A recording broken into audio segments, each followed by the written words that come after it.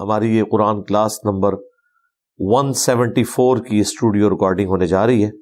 آج انشاءاللہ تعالی ہم سورۃ الحجر کی آیت نمبر 26 سے آنورڈ سٹارٹ لیں گے۔ قصہ آدم اور ابلیس آ رہا ہے۔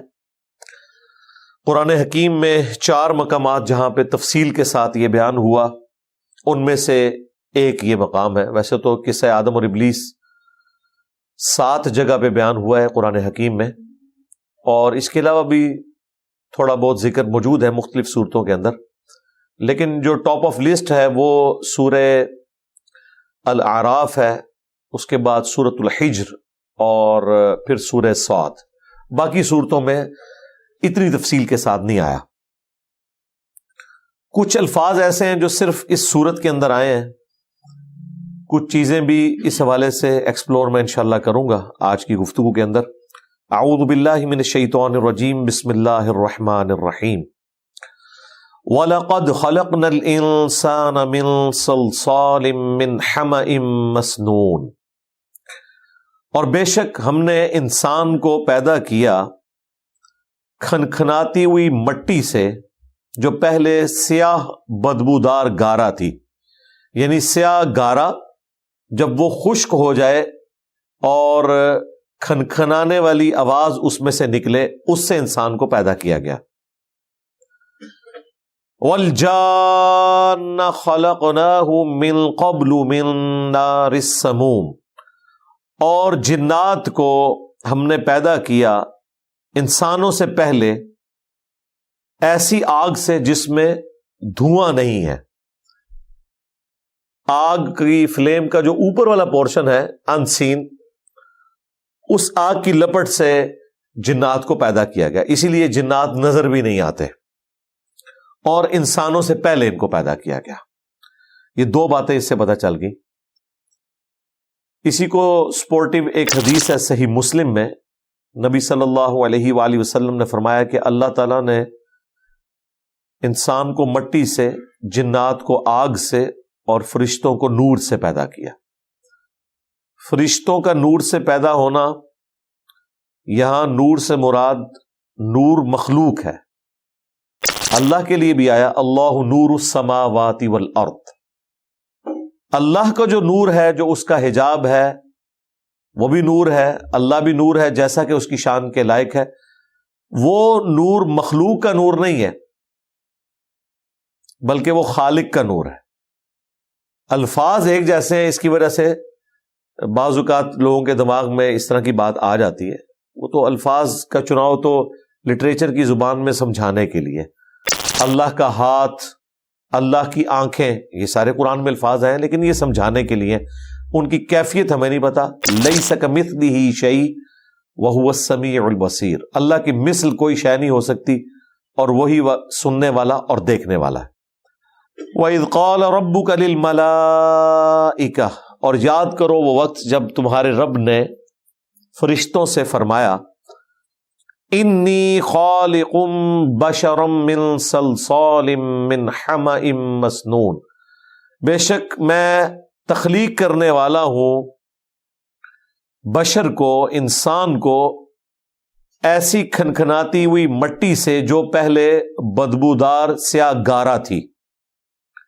فَإِذَا سَوَّيْتُهُ، پس جب میں اسے سنوار لوں، وَنَفَخْتُ فِيهِ مِن رُوحِي، اور اس میں اپنی روح ڈال دوں، اپنی طرف سے روح، یہ من سے، فرام، یہاں روح سے مراد اللہ کی روح نہیں، یعنی اللہ کی پیدا کردہ مخلوق روح، جو عیسیٰ ابن مریم کے بارے میں بھی آیا، روح من، عیسیٰ ابن مریم اللہ کی طرف سے روح ہے، لیکن وہ خاص روح، ویسے تو ہم بھی اللہ کی طرف سے روح ہیں، لیکن عیسیٰ ابن مریم اس لیے خاص روح ہیں کہ ان کا باپ نہیں تھا، وہ ماں سے پیدا ہوئے، اور یہ ایک بہت ایکسٹراڈنری واقعہ ہے، فزیکل فینومینا آف نیچر کو توڑنے والا، اس لیے انہیں روح اللہ کہا گیا، ورنہ روح اللہ تو سب ہی ہیں۔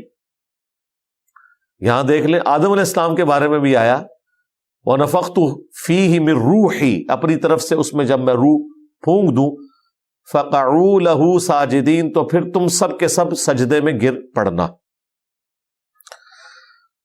فسجد الملائکۃ کلہم اجمعون، پس سب کے سب فرشتے اکٹھے سجدے میں گر گئے، الا ابلیس، سوائے ابلیس کے۔ ابلیس کہتے ہیں وہ جو حسد کرنے والا ہے، جیلس ہونے والا۔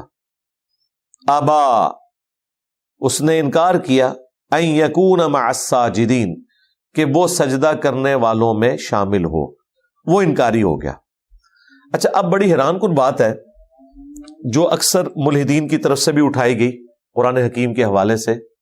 وہ کہتے ہیں دیکھیں، قرآن حکیم میں جب بھی قصہ آدم اور ابلیس بیان ہوا تو سٹارٹ اسی بات سے ہوتا ہے کہ اللہ تعالیٰ نے فرشتوں کو حکم دیا کہ جب میں آدم کو پیدا کروں تو تم نے سجدے میں گرنا ہے، اور دوسری طرف اللہ تعالیٰ قرآن میں فرماتا ہے کہ فرشتے اللہ تعالیٰ کے حکم کی نافرمانی نہیں کرتے، اور تیسری طرف یہ بات ہو رہی ہے کہ ابلیس سجدہ کرنے سے ہی انکاری ہو گیا۔ تو اس کا آپٹیمل سولوشن کیا ہے؟ کیونکہ اگر آپ یہ کہتے ہیں کہ فرشتے نافرمانی نہیں کرتے تو ابلیس نے تو کر دی،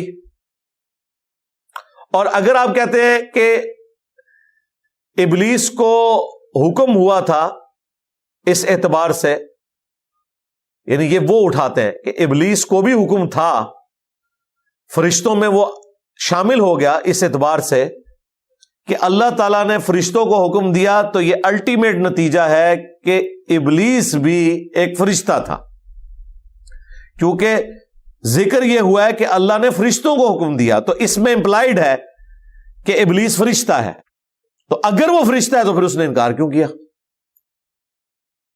تو اس کا جواب یہ ہے کہ یہ دونوں باتیں سمجھنے میں غلطی لگی ہے جب تک کہ ہم قرآن حکیم کے باقی مقامات کو نہیں دیکھیں گے۔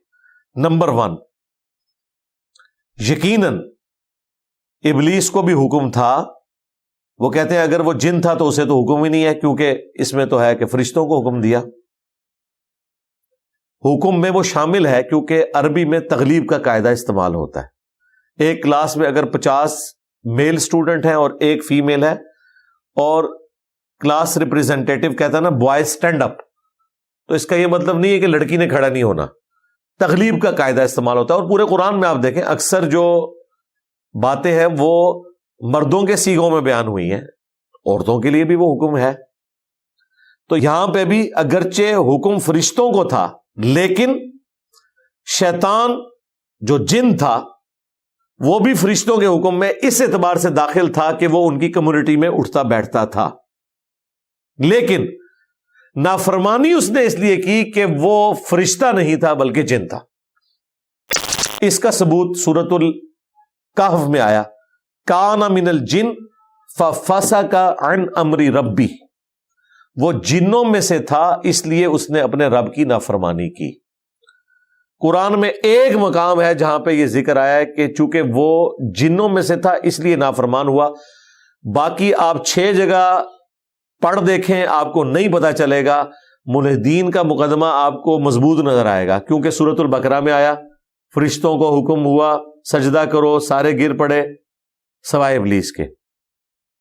تو اس سے تو یہی لگتا ہے کہ ابلیس بھی ایک فرشتہ تھا، اور یہ ایسا فرشتہ تھا جو نافرمانی بھی کر بیٹھا۔ تو قرآن کا دوسرا حکم ٹوٹ گیا کہ فرشتے تو نافرمانی نہیں کرتے۔ ہم کہتے ہیں نہیں وہ جن تھا، وہ کہتے ہیں اس میں تو نہیں لکھا ہوا جن ہے۔ ہم کہتے ہیں سورۃ الاعراف پڑھ کے دیکھیں، وہ کہتے ہیں اس میں بھی نہیں لکھا ہوا جن ہے، بالکل نہیں لکھا ہوا، یہاں پہ بھی نہیں، سورۃ الحجر میں بھی نہیں آیا کہ وہ جن ہے، سورہ بنی اسرائیل میں بھی نہیں آیا کہ وہ جن ہے، سورہ طٰہٰ میں، سورہ صاد میں ایک جگہ آیا، سورۃ الکہف کی آیت نمبر 50، کان من الجن ففسق عن امر ربی۔ اگر سورۃ الکہف نہ ہو تو ہم قرآن کے اس مقدمے کو ڈیفینڈ نہیں کر سکتے، اگرچہ 6 جگہ موجود ہے لیکن وہ ان اٹینڈڈ ہے۔ لہذا یہ بھی ضروری نہیں ہوتا کہ آپ نے ہر بات کو ہر دفعہ ریپیٹ کرنا ہوتا ہے، پورے مقدمے کو سمجھنا ہوتا ہے۔ یہ نہیں ہے کہ آپ نے اللہ کا کلپ کاٹ لینا ہے بیچ میں سے کہ جی یہاں دیکھیں بالکل واضح حکم ہے کہ ہم نے فرشتوں سے کہا وَإِذْ قَالَ رَبُّكَ لِلْمَلَائِكَةِ، فرشتوں سے کہا کہ میں مٹی سے انسان بنانے والا ہوں، جب بنا چکوں اس میں روح پھونک دوں، تم نے سجدے میں گر پڑنا ہے، سارے گر پڑے سوائے ابلیس کے۔ تو پھر ہم بتائیں گے یہ تغلیب کا قاعدہ ہے۔ ابلیس جنوں میں سے تھا، لیکن چونکہ ان کے ساتھ اٹھتا بیٹھتا تھا اس لیے وہ اس حکم میں شامل تھا، نافرمانی اس لیے کر بیٹھا کہ وہ جنوں میں سے تھا۔ اس سے اگلی بات وہ یہ ہے کہ پھر بھی اگر کوئی نہیں مانتا تو دیکھ لیں آگے اللہ تعالیٰ نے مزید کلیریفائی کر دیا کہ ایسا نہیں ہوا کہ جن کو پتہ ہی نہیں چلا کہ مجھے حکم بھی تھا کہ نہیں، کیونکہ یہ لوگ کہتے ہیں نا وہ تو اس کو حکم ہی نہیں تھا تو اس نے کیوں سجدہ کرنا تھا۔ ایک طرف کہتے ہیں نافرمانی کر دی، دوسری طرف کہتے ہیں کہ اسے تو حکم ہی نہیں تھا، حکم تو فرشتوں کا تھا۔ تو یہاں پہ اللہ تعالیٰ نے اس سے پھر کاؤنٹر کوشچن کیا، قال یا ابلیس، اللہ تعالیٰ نے فرمایا اے ابلیس، ما لک الا تکون مع الساجدین، تجھے کیا ہوا کہ تو سجدہ گزاروں میں شامل نہیں ہوا۔ اچھا یہ یاد رکھیے گا، یہ سجدہ تعظیمی ہے، یہ سجدہ عبادت نہیں ہے، اور سجدہ تعظیمی اگلی امتوں میں غیر اللہ کے لیے حلال تھا، جائز تھا۔ فرشتوں نے آدم علیہ السلام کو کیا، یوسف علیہ السلام کو ان کے بھائیوں نے، ان کے ماں باپ نے کیا، لیکن اس امت میں سجدہ تعظیمی حرام ہو چکا ہے حدیث کی روح سے۔ جو لوگ حجیت حدیث کے قائل نہیں ہیں نا، ان کے لیے بہت بڑا یہ علمی امتحان ہے۔ انہیں کہیں گے قرآن میں تو انسان کا انسان کو سجدہ تعظیمی کرنا، فرشتوں کا انسان کو سجدہ تعظیمی کرنا یہ ثابت ہے، تم بتاؤ۔ جو ذرا ہٹ دھرم قسم کے لوگ ہیں وہ پھر ضد میں آگے کہتے ہیں جی ہم تو قائل ہیں انسان کا انسان کو سجدہ ہو سکتا ہے، اور جو ذرا علمی لوگ ہیں وہ کہتے ہیں کہ اگرچہ قرآن میں نہیں لیکن یہ سنت سے ثابت ہے۔ ہم کہتے ہیں بس یہ سنت اور حدیث یہ ذریعہ ہے، کیونکہ قرآن حکیم تو اس حوالے سے خاموش ہے۔ اگرچہ قرآن پاک میں اشارتاً ذکر ہے لیکن کوئی ناسخ و منسوخ اس حوالے سے نہیں آیا ہوا۔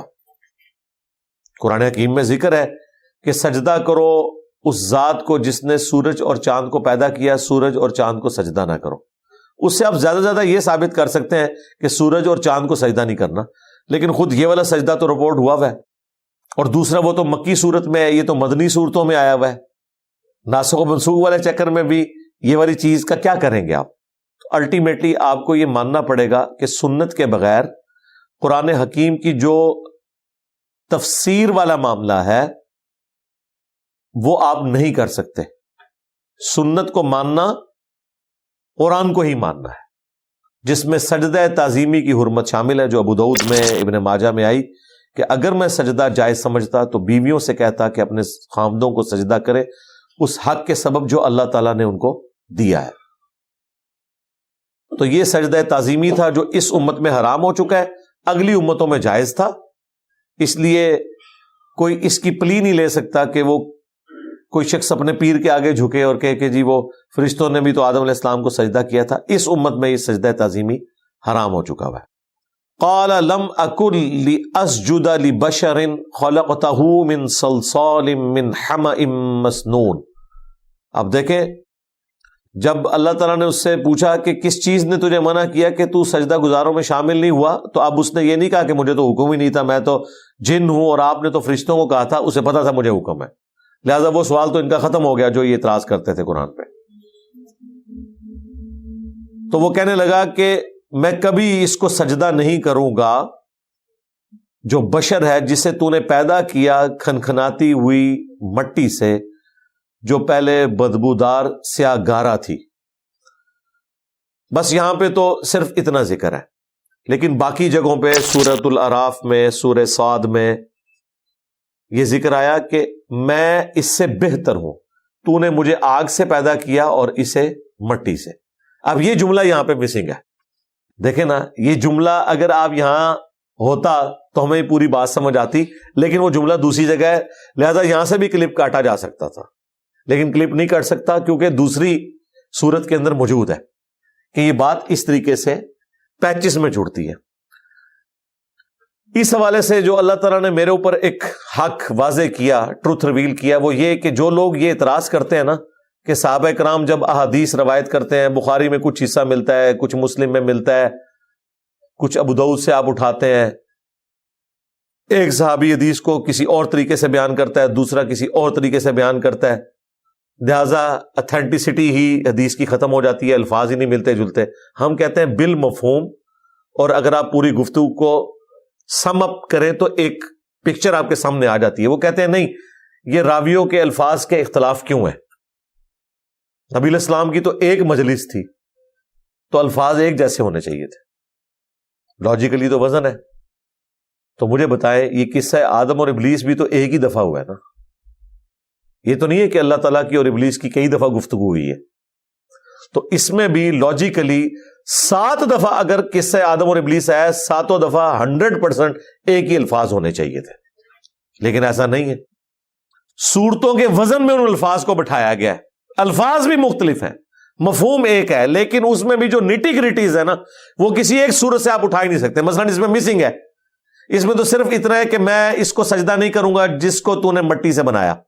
لیکن جو دوسرا جملہ ہے کہ میں اس سے بہتر ہوں، انا خیر من خلقتنی من نار، تو نے مجھے آگ سے پیدا کیا اور اسے پیدا کیا مٹی سے. یہ جملے یہاں پہ مسنگ ہے، وہ دوسری جگہ پہ موجود ہے. تو ہم سارے جملوں کو ایک جگہ جمع کر کے ایک پکچر کھینچتے ہیں.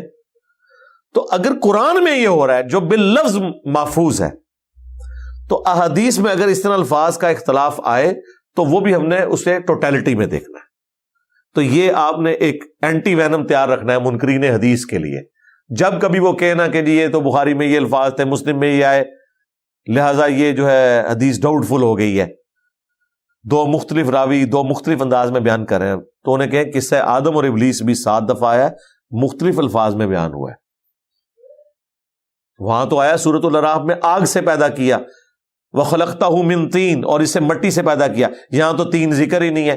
یہاں کے الفاظ ہیں صَلْصَالٍ مِّنْ حَمَإٍ مَّسْنُونٍ. 3 کہتے ہیں مٹی کو. مٹی کی آگے خاصیت آئی ہے کہ وہ کون سی مٹی تھی، وہاں پہ صرف مٹی کا ذکر ہے، یہاں پہ مٹی کی خاصیت کا بھی ذکر ہے. اور یہ جو ذکر ہے نا صَلْصَالٍ مِّنْ حَمَإٍ مَّسْنُونٍ، یہ صرف سورۃ الحجر میں ہے، باقی ہر جگہ صرف مٹی کا ذکر ہے. اس کی جو خاصیت ہے وہ صرف سورۃ الحجر میں آئی ہے. لہٰذا اس مٹی کی یہ والی خاصیت باقی صورتوں میں رپورٹ نہیں ہوئی ہے. لیکن ہم نے سب کو جمع کر کے ایک اینڈ رزلٹ تک پہنچنا ہوتا ہے. تو اس نے کہا کہ میں انسان کو سجدہ نہیں کروں گا جسے تو نے کھنکھناتی ہوئی مٹی، جو ایک سیاہ بدبودار گارا تھی پہلے، جب وہ خشک ہو گئی اس سے تو نے انسان کو پیدا کیا.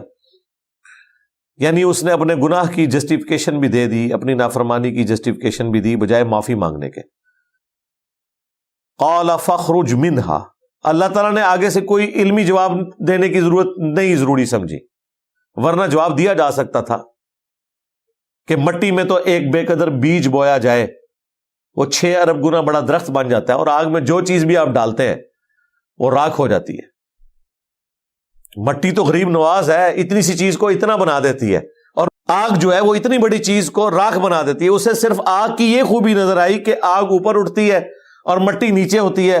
مٹی پستی کی علامت ہے اور آگ جو ہے وہ بلندی کی علامت ہے. یہ ایک فیکٹر اسے نظر آیا جس کی وجہ سے اس نے کہا کہ میں اس سے بہتر ہوں. ٹھیک ہے، یہ ایک فیکٹر ہے، لیکن دوسرے فیکٹرز بھی ہیں. لیکن اللہ تعالیٰ نے کوئی آگے سے جسٹیفیکیشن نہیں دی. اس کی وجہ یہ ہے کہ رب کا حکم ہی کافی ہے. آدم علیہ السلام اگر آگ سے بنائے جاتے اور شیطان مٹی سے بنایا جاتا، تب اس نے کوئی اور دلیل گھاڑ لینی تھی، تب بھی حکم تو اپنی جگہ رہنا تھا. اور دیکھیں آگ سے بھی بہتر نور ہے. فرشتے، انہوں نے کوئی نافرمانی نہیں کی، کیونکہ ان کی انسٹنکٹ میں ہی نافرمانی نہیں ہے. یہ جن اور انسان ہے جنہیں اختیار دیا گیا. ہاں، اس لیے پھر وہ نافرمانی بھی کرتے ہیں، تابع فرمان بھی ہو جاتے ہیں. تو اللہ تعالیٰ نے فرمایا قال فاخرج منها، فرمایا یہاں سے نکل جا. فإنك رجیم، بے شک تو راندہ درگاہ ہے، تو مردود ہو چکا ہے. وإن عليك اللعنة إلى يوم الدین، اور بے شک تجھ پر لعنت ہے قیامت کے دن تک. لعنت عربی زبان میں کہتے ہیں رحمت سے محرومی. اسی لیے نبی علیہ السلام نے کسی مسلمان پہ لعنت کرنے سے منع فرمایا. جنرل لعنت ہو سکتی ہے، جس طرح قرآن میں ہے لعنت اللہ علی الکاذبین، جھوٹوں پر اللہ کی لعنت. لیکن اگر کوئی شخص آپ کے سامنے جھوٹ بول رہا ہے تو آپ اسے بائی نیم نہیں کہہ سکتے کہ تو لعنتی ہے. ہاں یہ کہہ سکتے ہیں کہ تیرا عمل ایسا ہے جس نے تجھے لعنت کا مستحق کر دیا، باقی اللہ کی مرضی معاف کر دے یا لعنت فرما دے. لعنت اللہ علی الظالمین، ظالموں پر اللہ کی لعنت. تو جنرل ہے، اسپیسیفکلی جب آپ نے کسی کو مینشن کرنا ہے تو اہل قبلہ اہل کلمہ کو اسپیسیفکلی بائی نیم مینشن کر کے لعنت کرنے سے نبی صلی اللہ علیہ وآلہ وسلم نے منع فرمایا. تو یہاں پہ شیطان پہ قیامت کے دن تک کے لیے لعنت. اور آپ اس خبیث کا کانفیڈنس لیول دیکھیں، بجائے کہ رونا پیٹنا ڈال دیتا کہ یہ کیا ہوا، میں تو راندہ درگاہ ہو گیا ہوں، کو معافی تلافی کی کوشش کرتا، معافی مل جاتی. لیکن ایسا ہونا نہیں تھا. اس کی وجہ یہ ہے کہ جب اللہ نے فرما دیا نا اب قیامت تک لعنت ہے تیرے اوپر، تو بس اس کا وہ پوائنٹ آف نو ریٹرن تھا جو ختم اللہ علی قلوبہم وعلی سمعہم وعلی ابصارہم ہو گیا. ربنا لا تزغ قلوبنا بعد اذ ہدیتنا وہب لنا من لدنک رحمہ انک انت الوہاب آمین. تو اس کے جواب میں اس نے عرض کیا قال ربی فانظرنی الی یوم یبعثون، اے میرے رب پھر مجھے مہلت دے اس دن تک جس دن مردوں کو قبروں سے نکالا جائے گا، لوگ قیامت والے دن زندہ کیے جائیں گے، مجھے اس دن تک کے لیے مہلت دے دے. دیکھ لیں رب مان رہے، وہ اللہ کا انکاری نہیں ہوا، اللہ کو مان رہا ہے، اللہ کی نہیں مان رہا. بس یہ دیکھ لیں جو کہتے ہیں نا جی ہم اللہ پر ایمان لائیں، انہیں کہے کہ اللہ پہ تو ایمان لایا ہوا ہے شیطان بھی، انکاری تو کوئی نہیں ہوا. رب کہہ رہا ہے اللہ کی ماننے سے انکاری ہوا ہے. تو لہٰذا اگر کوئی کلمہ گو ہے اور وہ یہ سمجھتا ہے کہ اللہ کو ماننا کافی ہے تو اسے کہیں کہ یہ تو شیطان نے بھی کر لیا تھا، تو نے آدم کی اولاد بننا ہے. آدمی کون ہوتا ہے؟ جو آدم والا کام کرے. اور آدم علیہ السلام نے کیا کیا تھا؟ غلطی ہوئی تو معافی مانگ لی. وہ سورہ الاعراف میں ہم تفصیل سے پڑھ چکے ہیں. سورۃ البقرہ میں بھی آیا، اللہ تعالیٰ نے انہیں دعا سکھا دی تھی، انہوں نے معافی مانگی. اپنی غلطی پر ندامت کا اظہار کرنا یہ آدمیت ہے، اور اپنی غلطی کی جھوٹی جسٹیفیکیشن پیش کرنا، دلیل دینا، یہ شیطانیت ہے. اور یہ دیکھ لیں شیطان نے کانفیڈنس لیول دیکھیں، اسی رب سے کہہ رہے مجھے قیامت کے دن تک مہلت دے دے. قال فإنك من المنظرین، اللہ تعالیٰ فرمایا ٹھیک ہے پھر تجھے مہلت دی جاتی ہے. بس یعنی وہ مانگ رہا ہے اور اللہ نے کہا چل دے دی مہلت. الی یوم الوقت المعلوم، اس دن تک کے لیے جس کا جو وقت مقررہ ہے وہ اللہ تعالیٰ کے علم میں ہے، تجھے مہلت دی جاتی ہے. اب دیکھیں اس کا جو جملہ ہے، یعنی انتہا ہے گستاخی کی بھی، اور اس کی آپ کانفیڈنس دیکھیں کیا ہے. قال ربی بما اغویتنی، اس نے کہا اے میرے رب جس طرح تو نے مجھے بھٹکا دیا نا، لأزینن لہم فی الارض، میں بھی انسانوں کو زمین ان کے لیے مزین کر دوں گا، زمین میں خوشنما چیزیں ان کے لیے مزین کر دوں گا. وَلَأُغْوِيَنَّهُمْ أَجْمَعِينَ، اور میں ان سب کے سب لوگوں کو گمراہ کر دوں گا، اغوا کر لوں گا تیرے سارے بندوں کو. إِلَّا عِبَادَكَ مِنْهُمُ الْمُخْلَصِينَ، سوائے تیرے جو مخلص بندے ہیں، جن کو تو چن لے گا. یہ لفظ مخلص ہے، مخلص نہیں ہے. مخلص جسے اللہ اپنے لیے خالص کر لے وہ صرف انبیاء ہیں علیہم السلام. مخلص جو اپنا اخلاص کمٹمنٹ اپنے رب کے لیے شو کرتے ہیں. ہم مخلص تو ہیں، مخلص نہیں ہے. ہاں کوئی شخص مخلص ہو، اپنی کمٹمنٹ شو کرے، پھر اللہ اگر اپنی مہربانی سے کسی کو مخلص کر لے، انبیاء کرام والا درجہ تو اسے نہیں ملے گا، لیکن ایٹ لیسٹ اس کی حفاظت فرمائے. جو صحیح بخاری میں آتا ہے کہ میرا بندہ فرض کے ذریعے قرب حاصل کرتا ہے اور نوافل کے ذریعے میرا اتنا قریبی ہو جاتا ہے کہ میں اس کے ہاتھ بن جاتا ہوں جس سے وہ پکڑتا ہے، میں اس کے پاؤں بن جاتا ہوں جس سے وہ چلتا ہے، میں اس کے کان بن جاتا ہوں جس سے وہ سنتا ہے، جس سے وہ یہ رزلٹ نکالتے ہیں کہ جی بزرگوں کے ہاتھ پتہ نہیں کہاں کہاں پہنچ جاتے ہیں۔ اس کے آگے الفاظ ہیں، پھر میرا بندہ جب مجھ سے مانگتا ہے میں اسے عطا کرتا ہوں، اور جب کسی دشمن کے اگینسٹ میری پناہ طلب کرتا ہے میں اسے پناہ بھی دیتا ہوں۔ یعنی وہ رہتا اللہ کا محتاج ہے، لیکن نیک اعمال کے سبب اللہ اسے اپنے لیے اس طرح خالص کر لیتا ہے کہ پھر اس کا اوڑھنا بچھونا اللہ کی ذات بن جاتا ہے۔ شروع میں تو اس نے اپنی محنت سے ایک مقام اچیو کیا ہوتا ہے، بعد میں اللہ تعالیٰ اسے استقامت دے دیتا ہے، کیونکہ بعض لوگ کہتے ہیں کہ اگر بعد میں اس کے اعضاء گناہ نہیں کرتے تو اس میں اسے انعام پھر کیا ملا، یہ تو اس نے محنت کی تھی، تو انعام ہے استقامت، یہ انعام ملا، یہ اللہ تعالیٰ کی طرف سے خاص اس کے لیے ہو جاتا ہے کہ پھر اللہ تعالیٰ اس کی نیکیوں کے سبب، اس کی پرہیزگاری کے سبب اسے اس میں استقامت عطا فرما دیتا ہے۔ اللہم اجعلنا منہم، آمین۔ تو شیطان نے خود کہا کہ جو تیرے مخلص بندے ہیں نا وہ تو بچ جائیں گے، جن کو تو خالص کر لے گا۔ ظاہر ہے شیطان کو یہ تو پتا تھا کہ اللہ تعالیٰ جن کی اسپیشل پروٹیکشن کرے گا ان پہ تو میرا زور نہیں چلے گا، جس کی نمائندہ مثال قرآن حکیم میں حضرت یوسف علیہ السلام ہے، وہاں پہ بھی یہی لفظ آیا ہے مخلص۔ سورہ یوسف کے الفاظ ہیں، اس عورت نے یوسف کا قصد کیا، یوسف بھی اس کا قصد کر لیتا اگر اپنے رب کی برہان نہ دیکھتا۔ ہاں جی، اس کا مطلب ہے اس میں مادہ موجود تھا لیکن اللہ تعالیٰ نے اسپیشل پروٹیکشن کی۔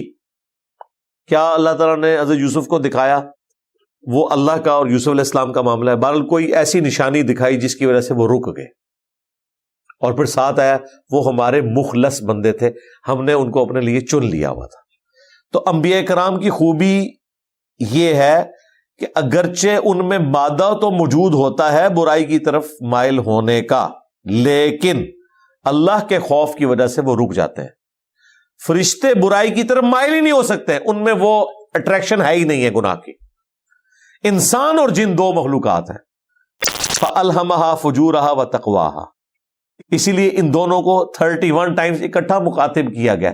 فَبِأَيِّ آلَاءِ رَبِّكُمَا تُكَذِّبَانِ، اے جنوں انس کے دو گروہ، تم اپنے رب کی کون سی قدرت کی نشانی کو جھٹلاؤ گے؟ اور وَمَا خَلَقْتُ الْجِنَّ وَالْإِنسَ إِلَّا لِيَعْبُدُونَ، ہم نے جنوں اور انسانوں کو نہیں پیدا کیا مگر اس لیے کہ وہ ہماری عبادت کریں۔ تو جن اور انسان یہ دو مخلوقات ایسی ہیں جنہیں اللہ تعالیٰ نے اختیار دیا ہے، فرشتوں کے پاس تو اختیار ہی نہیں ہے، بل ان میں بھی انبیاء کرام کو اللہ تعالیٰ اپنے ساتھ خالص کر لیتا ہے، وہ اللہ کے خوف کی وجہ سے گناہ سے بچ جاتے ہیں۔ یہ انبیاء کرام کی خوبی ہے۔ شیطان خود بھی مان رہا ہے کہ جو تیرے چنے ہوئے بندے ہیں ان پہ میرا کوئی زور نہیں چلے گا۔ اچھا، اب دنیا میں اس طرح کی دھمکی اگر کوئی کسی بڑے بادشاہ کو لگائے تو اس بادشاہ کا جواب یہ ہوتا ہے کہ میں دیکھ لوں گا پھر تو کس طرح میرے بندوں کو گمراہ کرتا ہے، میرے بندے میں تک لاؤں گا۔ لیکن اللہ تعالیٰ نے اپنی مخلوق کی کوئی گارنٹی نہیں اٹھائی سوائے ان لوگوں کے جو خود اللہ کی طرف اپنی کمٹمنٹ شو کرے۔ انبیاء تو ہیں ہی ہیں، ان کے علاوہ کی میں بات کر رہا ہوں۔ بلکہ سورہ سبا میں تو اللہ تعالیٰ نے فرمایا کہ شیطان نے اپنا گمان سچ کر دکھایا اور اکثریت اس کی پیروکار بن گئی۔ اچھا، جو اس نے وعدہ کیا تھا اللہ کہہ رہا ہے کہ اس نے پورا کر دیا۔ شیطان نے اپنا کام پورا کر لیا، انسان نہیں کر رہا۔ جو اس نے کہا تھا نا وہ اللہ تعالیٰ نے سورہ سبا کے اندر سورت نمبر جو 35 ہے، یہ بڑی کریٹیکل آیت ہے، اور یہ بڑی یعنی اللہ تعالیٰ جب کہہ رہا ہے شیطان کے بارے میں تو یہ بڑی حیران کن چیز ہے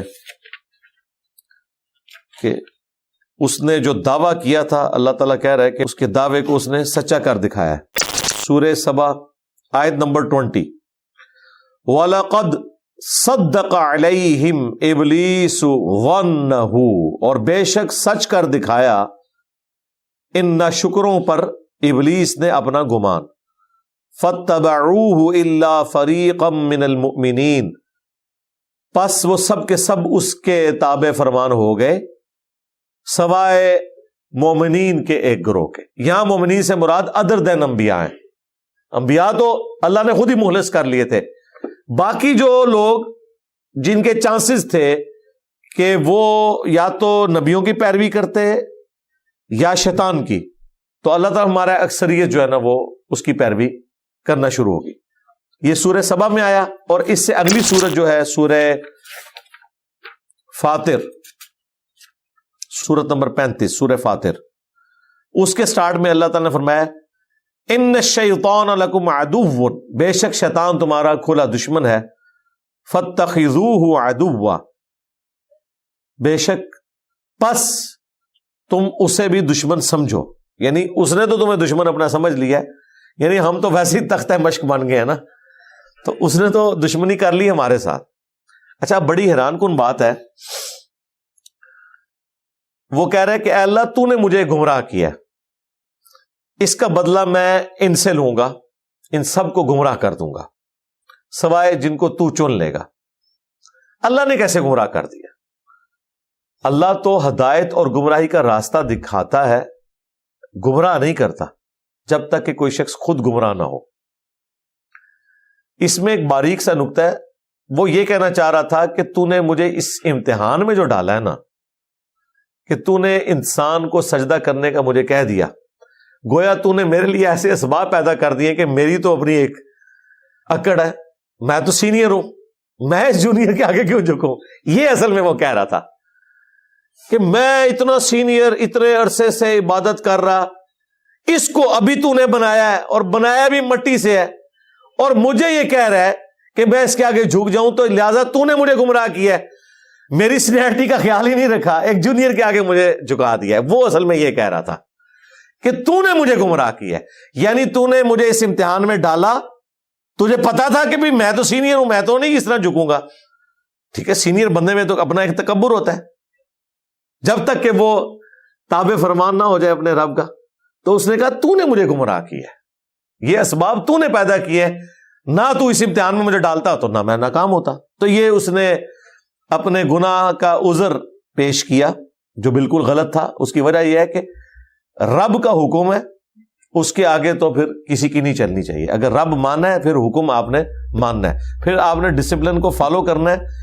اور یہ صرف اللہ اور مخلوق کا معاملہ نہیں ہے, نبی علیہ السلام نے بھی اپنے بارے میں فرمایا کہ اگر میں کسی ناک کٹے حبشی کو تم پر امیر مقرر کر دوں, اور پھر اس کو جنرلائز کیا ہے, صرف اپنے تک نہیں, خلفائے راشدین کے لیے بھی, اور کہا کہ اگر تم پر امیر کی طرف سے کوئی ناک کٹا حبشی, ایک حبشی کالا اوپر سے ناک بھی اس کا کٹا ہوا, وہ مقرر کر دیا جائے تو تم پر اس کی اطاعت واجب ہے.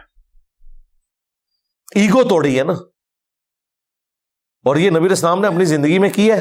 لشکر اسامہ میں یہی تھا, حضرت ابو بکر اور عمر کو انڈر دے دیا ہے ایک نوجوان لڑکے کے جو ٹین ایجر ہے, 16-17 سال کا.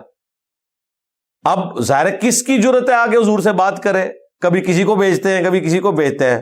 نبی اسلام جلال میں, آپ ممبر میں چڑھ گئے, آپ نے فرمایا اس سے پہلے تم اس کے باپ کے بارے میں بھی یہی کچھ کرتے تھے, اسے غلام زیادہ سمجھتے تھے نا, زید ابن حارثہ کو. تو نبی اسلام نے زید ابن حارثہ کو امیر لشکر بنا کے بھیجا ہوا تھا غزوہ موتا کے اندر. وہ تو شہید ہو گئے تو بعد میں خالد بن ولید آئے نا. اور اب آپ لشکر اسامہ روانہ کر رہے تھے دوبارہ سے رومن امپائر کے خلاف, اور ان کے بیٹے کو لگایا تاکہ ان کی دل جوئی بھی ہو, اور حضرت ابوبکر عمر کو ان کے انڈر دیا ہوا.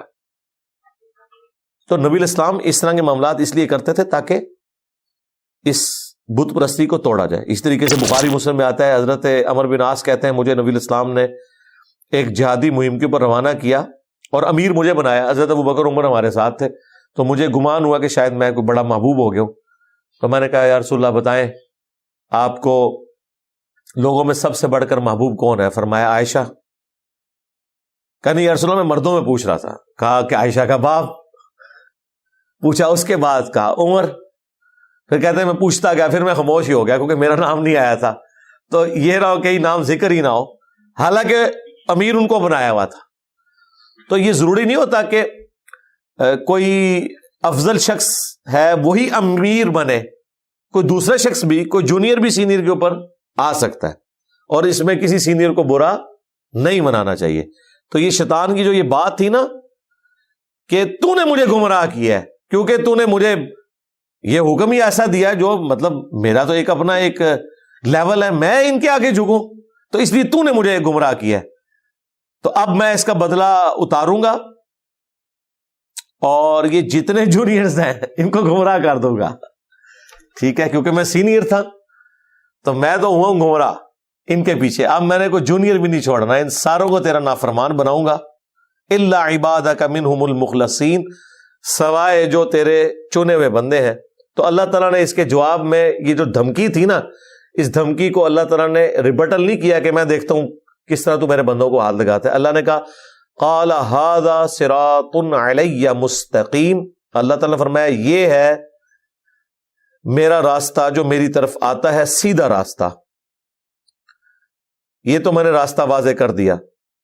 ان عبادی لیس لک علیہم سلطان، بے شک میرے بندے جو ہوں گے ان پر تیرا زور کوئی نہیں ہوگا، الا من اتبعک من الغاوین، ہاں جو خود ہی تیری پیروی کرنا چاہیں، گمراہ ہونا چاہیں، ان کا معاملہ الگ ہے، باقی میرے بندوں پہ تیرا زور کوئی نہیں ہوگا، یعنی ادر دین انبیاء کی بات ہو رہی ہے۔ زور نہیں ہوگا تو کیا ہوگا، وہ اللہ تعالیٰ نے دوسری جگہ پہ ذکر کیا ہے کہ یہ جو ہم نے شیطان کو اختیار دیا نا کہ یہ ان کو برائی کی طرف بلاتا ہے، تو صرف اس لیے کہ ان کے لیے آزمائش ہو، زور کوئی نہیں ہے، جو ہم سورہ ابراہیم میں بھی پڑھ چکے، آیت نمبر 22 میں، شیطان کی انسان سے آخری ملاقات، اس میں شیطان قیامت والے دن کیا کہے گا، میرا تجھ پہ زور کوئی نہیں تھا، صرف میں نے تجھے برائی کی طرف بلایا تھا، تو خود گمراہ ہوا تھا، آج اپنے آپ کو ملامت کر، مجھے ملامت مت کر۔ یہاں پہ بھی اللہ تعالیٰ فرما رہا ہے کہ شیطان کا زور کوئی نہیں ہوگا، یعنی ایسا نہیں ہوگا کہ کوئی شخص نماز پڑھنے کے لیے مسجد میں جائے اور شیطان اسے راستے میں روک لے، زور نہیں ہوگا، صرف دعوت ہوگی، دعوت نیکی کی انبیاء دے رہے ہوں گے اور برائی کی دعوت شیطان دے رہا ہوگا، مرضی انسان کی اپنی ہوگی کہ وہ حق کے راستے پہ چلنا چاہتا ہے یا نہیں چلنا چاہتا۔ انا ہدیناہ السبیل، بے شک ہم نے راستہ دکھا دیا ہے ہدایت کا، اما شاکرا و اما کفورا، خواہ شکر گزاری کی روش اختیار کرو، خواہ نہ شکری کی۔ تو اللہ تعالیٰ ہمارا ہے کہ میرے بندوں پہ زور نہیں چلے گا تیرا، سوائے ان کے جو خود ہی گمراہ ہونا چاہیں۔ وَإِنَّ جَهَنَّمَ لَمَوْعِدُهُمْ أَجْمَعِينَ، اور جو اس طرح کے گمراہ ہوں گے ان سب کے لیے پھر میرا وعدہ یہ ہے کہ وہ سب کے سب جہنم میں اکٹھے کیے جائیں گے۔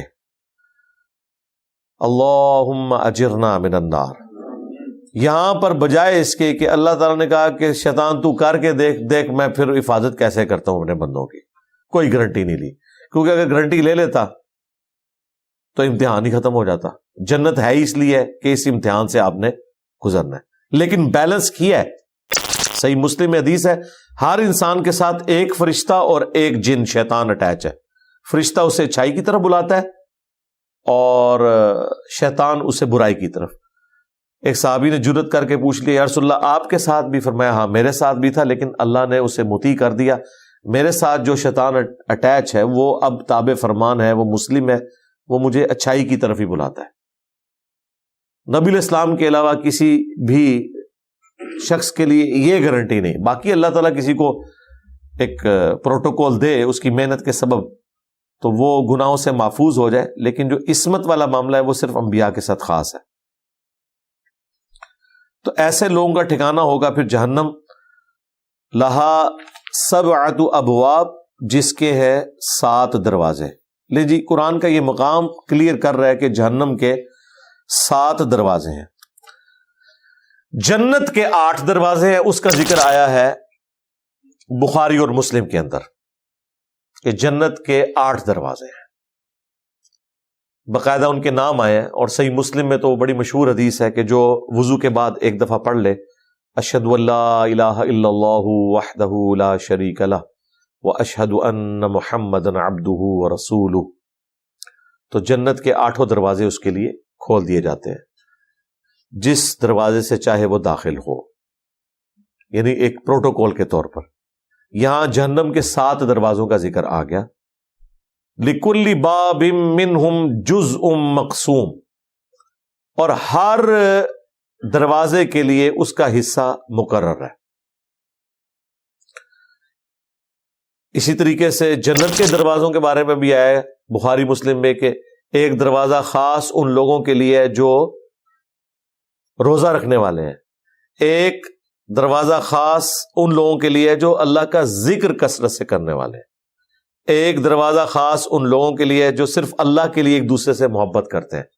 ٹھیک ہے، تو اس طرح جنت کے دروازے جہنم کے بھی دروازے ہیں، اور ہر دروازے میں اس کا حصہ موجود ہے. اور یقیناً اس میں صرف کافر شامل نہیں ہے، مسلمان بھی جو فاسق ہیں فاجر ہیں وہ بھی جہنم میں انیشلی تو داخل کیے جائیں گے، پھر اللہ تعالیٰ انہیں گناہوں کی سزا کے بعد کچھ سزا دے دے گا، کچھ شفاعت کی وجہ سے معاف ہو جائیں گے. جو ترمذی میں ابن ماجہ میں حدیث ہے کہ میری شفاعت میری امت کے گناہ کبیرہ کرنے والے لوگوں کے لیے بھی ہے، جس کے لیے اللہ تعالیٰ چاہے گا وہ فرما دے گا. ہم تو یہ کہتے ہیں کہ تھوڑی دیر کے لیے بھی جہنم، جو سورۃ الفرقان میں آیا کہ جہنم تھوڑی دیر کے لیے بھی اور مستقل رہنے کے لیے بھی ایک برا ٹھکانہ ہے. اہل ایمان کی تو نشانی یہی ہے، ربنا اصرف عنا عذاب جہنم ان عذابها کان غراما. آمین. رب ہمارے ہم سے جہنم کا عذاب پھیر دے. یہ تو گلے کا ایک پھندا ہے. حتیٰ کہ آپ دیکھیں بخاری مسلم میں آیا کہ نبی صلی اللہ علیہ وآلہ وسلم حکم دیتے تھے صحابہ کو کہ تشہد میں 4 چیزوں کے اگینسٹ اللہ کی پناہ طلب کرنی ہے. اس میں پہلی چیز یہی ہے، اللہم انی اعوذ بک من عذاب جہنم ومن عذاب القبر ومن فتنۃ المحیا والممات ومن شر فتنۃ المسیح الدجال. آمین. اسی طریقے سے سنن نبی داؤد میں صحیح سند کے ساتھ حدیث ہے کہ جو مغرب کی نماز کے بعد سلام پھیر کر بغیر کسی سے گفتگو کیے 7 دفعہ پڑھے اللہم اجرنی من النار، اللہم اجرنا من النار پڑھیں گے تو یہ جمع کا صیغہ ہے، اجرنی پڑھیں گے تو یہ سنگولر کا صیغہ ہے. 7 دفعہ پڑھ لے اور وہ شخص اس رات میں مر گیا تو اللہ تعالیٰ اسے جہنم سے آزادی عطا فرما دے گا. اور اگر فجر کے بعد پڑھ لے، اس دن میں اسے موت آ گئی تو اللہ تعالیٰ اسے جہنم سے آزادی عطا فرما دے گا. لیکن فجر کی بھی نماز پڑھنی ہے. فجر کے بعد کا مطلب یہ نہیں کہ نماز نہیں پڑھی تو خالی یہ پڑھ لیا، نہیں، کیونکہ نماز چھوڑنا خود گناہ کبیرہ ہو جائے گا نا. صحیح مسلم میں حدیث ہے کہ ایک نماز سے دوسری نماز، ایک رمضان سے دوسرا رمضان، ایک جمعے سے دوسرا جمعہ درمیان کے گناہوں کا کفارہ ہے اگر کبیرہ گناہوں سے بچا جائے. ورنہ تو لوگوں نے کہنا تھا ٹھیک ہے ایک جمعہ پڑھو اگلا جمعہ پڑھو بیچ کی ساری نمازیں معاف.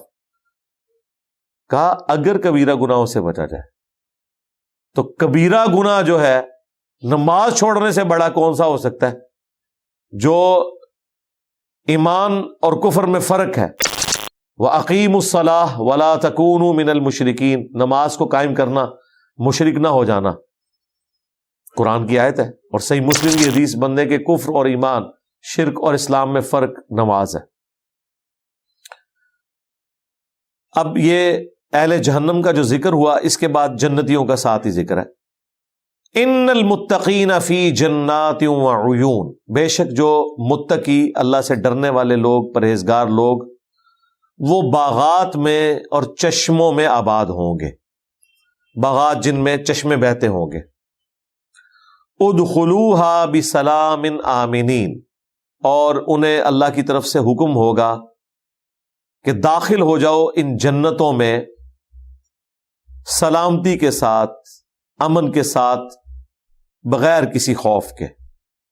ظاہر جنت میں امن ہے، سلامتی ہے، اور یہ اللہ کی طرف سے اناؤنسمنٹ ہے، بہت بڑی اچیومنٹ ہے.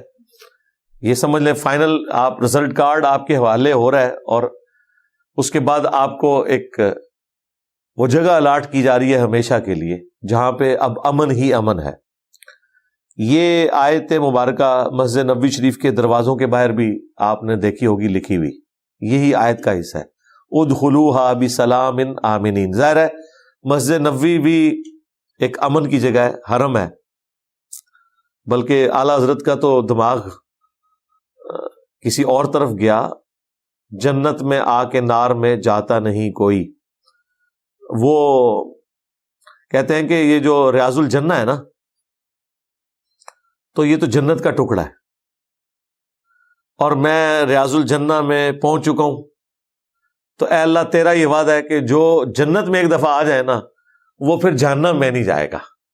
دیکھیں دماغ کدھر گیا ہے. یہ ویسے کوئی بات ہلکی نہیں ہے، یہ بڑے بندے ہی ایسی بات سوچ سکتے ہیں. اللہ تعالیٰ کو کسی کی کوئی بھی ادا پسند آ سکتی ہے. تو کہتے ہیں کہ مدینہ شریف میں، مسجد نبوی میں، ریاض الجنہ میں آنا یہ ایک جنت کی گارنٹی ہے میرے لیے، کیونکہ میں ریاض الجنہ میں داخل ہوا ہوں. تو اے اللہ تیرا تو یہ وعدہ ہے نا آخرت میں کہ جو جنت میں چلا گیا اسے جنت سے پھر نکالا نہیں جائے گا، کیونکہ جنت اور جہنم کے درمیان بخاری مسلم میں آتا ہے کہ موت کو مینڈے کی شکل میں لا کے ذبح کر دیا جائے گا. جنتیوں کے لیے خوشخبری ہوگی کہ بس امن کے ساتھ رہیں، اب ان کو موت نہیں آنی. اور جہنمیوں کے لیے اضافہ ہو جائے گا ان کے غم کے اندر کہ موت آتی تو شاید یہ عذاب ٹل جاتا. جو سورۃ الفرقان میں آیا کہ آج ایک نہیں ہزاروں موتیں مانگو، موت تو تمہیں نہیں آئے گی. کیونکہ وہ جہنمی خواہش کریں گے کاش ہمیں موت آ جائے، جان چھوٹ جائے، لیکن جان نہیں چھوٹنے والی. تو وہ کہتے ہیں کہ جنت میں آ کے نار میں تو کوئی نہیں جاتا. تو اس میں امپلائیڈ ہے کہ ہم اللہ سے امید کرتے ہیں کہ ہم ریاض الجنہ میں آئے تو اب ہمیں جہنم میں داخل نہیں کیا جائے گا. اللہ کرے یہ دعا قبول ہو اور اسی طریقے سے ہی ہو جائے ان لوگوں کے لیے بھی جو لوگ ریاض الجنہ میں جاتے ہیں. بہرحال دماغ گیا ان کا. ظاہر ہے اس پلانٹ ارتھ کا حصہ نہیں ہے ریاض الجنہ، وہ جنت کے ٹکڑوں میں سے ایک ٹکڑا ہے. بخاری مسلم میں حدیث ہے میرے گھر سے لے کر میرے ممبر تک جنت کے ٹکڑوں میں سے ایک ٹکڑا ہے. اور امام بخاری نے اس پہ باب باندھا ہے کہ قبر رسول سے ممبر رسول جنت کا ٹکڑا ہے، کیونکہ آج قبر رسول ہے اس جگہ پہ جو نبی علیہ السلام کا گھر تھا. تو اس لیے امام بخاری نے یہ ایک میسج دیا کہ قبر رسول اور سیدنا ابو بکر عمر کی قبریں بھی جنت کے ٹکڑے میں. اسی لیے تو حضرت عمر نے خواہش کی تھی کہ میں نبی علیہ السلام کے ساتھ دفن ہونا چاہتا ہوں، اور اللہ تعالیٰ نے وہ خواہش پوری کر دی. داخل ہو جاؤ اس میں سلامتی کے ساتھ اور امن کے ساتھ. وَنَزَعْنَا مَا فِي صُدُورِهِم مِّنْ غِلٍّ، اور ہم نکال دیں گے ان کے دلوں میں جو ایک دوسرے کے بارے میں کوئی کینہ آ گیا اگر. اخواناً علی سرر متقابلین، پھر وہ جنت میں بھائی بھائی بن جائیں گے تختوں پر آمنے سامنے بیٹھے ہوئے. اب دنیا میں بھی آپ زبردستی اگر دو مخالف پارٹیوں کی صلح بھی کروا دیں نا، پھر بھی آنکھیں چار کرتے ہوئے ٹائم لگتا ہے. اب دنیا میں ظاہر ہے کہ جن لوگوں کی اہل ایمان کی آپس میں کوئی رنجش تھی اور وہ نہیں نکل سکی، انسان خود تو اپنے دل سے نہیں نکال سکتا، اللہ ہی نکال سکتا ہے. تو اللہ تعالیٰ فرمایا دنیا میں اگر اہل ایمان تھے اور آپس میں کوئی ان کی ایسی رنجش تھی، دونوں جنت میں پہنچ گئے. اب جنت میں تو غم نہیں ہے، تو جنت میں داخل کرنے سے پہلے ہی ہم زبردستی ان کے دل سے کینہ نکال دیں گے. جنت میں جا کے انہیں یاد بھی نہیں ہوگا کہ ہماری دنیا میں کوئی اس طرح کی چیز تھی. یعنی یہ کیفیت تو اللہ ہی طاری کر سکتا ہے نا، کہ ہمیشہ کے لیے آپ کے دماغ سے اس چیز کو نکال دیں. تو یہی وہ آیت ہے سورۃ الحجر کی آیت نمبر 47، جس کے کانٹیکسٹ میں وہ حدیث ہے فضائل صحابہ احمد بن حنبل کی کتاب میں اور المصنف ابن ابی شیبہ کے اندر. جب حضرت طلحہ کا بیٹا مولا علی کو ملنے آیا، اب ظاہر ہے حضرت طلحہ جو ہے وہ جنگ جمل میں حضرت علی کے مخالفین میں سے تھے، شہید ہو گئے. اگرچہ وہ جنگ چھوڑ گئے، لیکن مروان نے، المستدرک للحاکم میں آتا ہے، مروان نے ان کے گھٹنے میں تیر مارا کہ بھئی یہ اگر جنگ چھوڑ گیا تو ہم تو جنگ ہار جائیں گے. لایا خود ساتھ تھا، خود مار دیا، اور پھر کہا آج میں نے عثمان کے قاتل سے بدلہ لے لیا. اچھا ان کو پتا تھا کہ انیشلی حضرت عثمان کے مخالفین کون تھے، حضرت طلحہ، زبیر، حضرت عائشہ، ان کی پالیسیز کی وجہ سے. عمار بن یاسر بھی تھے، لیکن یہ لوگ بھی تھے.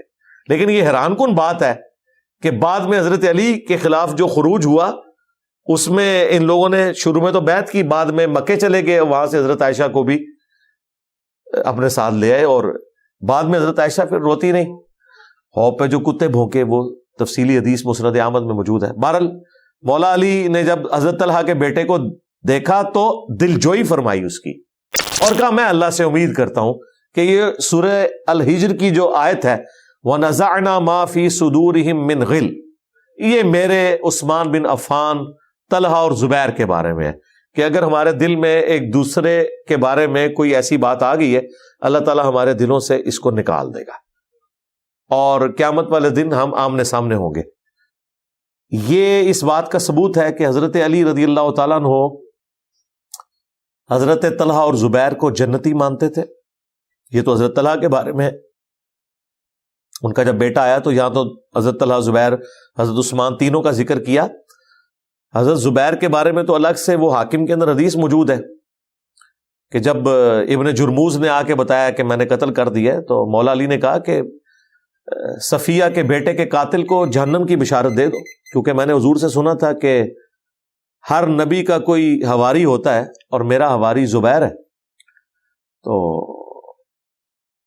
اور وہ کٹا ہوا سر لے کے آیا تھا، مولا علی اس سے ملے بھی نہیں، اسے دروازے سے ہی واپس کر دیا، اور وہ پھر بعد میں خارجیوں میں شامل ہو گیا کیونکہ حضرت علی نے تو اسے حکم نہیں دیا تھا۔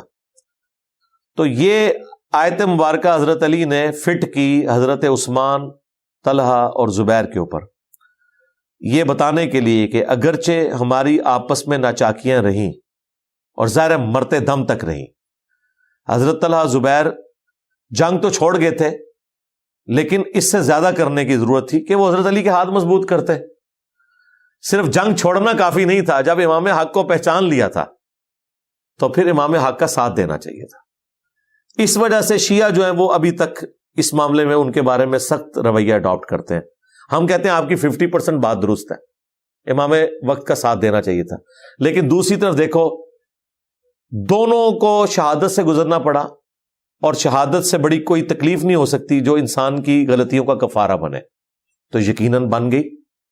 پلس مولا علی نے جب کہہ دیا کہ قیامت والے دن اللہ تعالیٰ یہ ریزالو کر دے گا اور غل ہمارے دلوں سے ایک دوسرے کے بارے میں نکال دے گا، تو اب اس کے بعد کوئی گنجائش نہیں رہتی۔ ہمارے استاد ڈاکٹر اسرار صاحب جب انہی آیات کے اوپر پہنچے تو انہوں نے زبردستی حضرت معاویہ کا نام بھی اس میں شامل کر دیا، اس لیے کہ انہیں احادیث کے معاملے میں وہ کہتے تھے میں امی ہوں۔ بعض لوگ ان کی طرف سے وکالت کرتے ہیں کہ وہ انہوں نے اجتہاداً ذکر کیا ہے، یہاں تو اجتہاد کی گنجائش ہی نہیں ہے۔ اس کی وجہ یہ ہے اجتہاد تو وہاں ہوتا ہے نا جہاں پہ آپ کو سپورٹو کوئی صحابی کا قول حدیث نہ ملے۔ ہم تو امید کرتے ہیں کہ تمام کلمہ گو اہل قبلہ انشاءاللہ جنت میں جائیں گے الٹیمیٹلی ایک نہ ایک دن، لیکن یہ زبردستی فضیلت اس چکر میں ڈالنا، کیونکہ مولا علی نے امیر شام کے بارے میں ان کا رویہ سخت رہا ہمیشہ، کیونکہ وہ اپنے معاملات میں ہمیشہ دوسری طرف کھڑے رہے، اسی لیے مصنف ابن ابی شیبہ میں آتا ہے کہ مولا علی نے ان پہ قنوت نازلہ پڑھی، اللہم علیک بمعاویہ واشیاعہ، حتیٰ کہ جب مقتولین صفین کے بارے میں پوچھا گیا، مصنف ابن ابی شیبہ میں آتا ہے، تو انہوں نے کہا میں اللہ سے امید کرتا ہوں کہ جو صفین میں میرے خلاف آئے وہ بھی انشاءاللہ جنت میں چلے جائیں گے، پھر قیامت کے دن مقدمہ اللہ کی بارگاہ میں میرے اور معاویہ کے درمیان طے پائے گا۔ تو میرا خیال ہے قیامت کا انتظار کریں۔ البتہ جو ایک صحابیت والا ایک ریگارڈ دینا ہے کسی شخص کو نبی علیہ السلام کی نسبت کی وجہ سے، وہ بالکل دینا چاہیے۔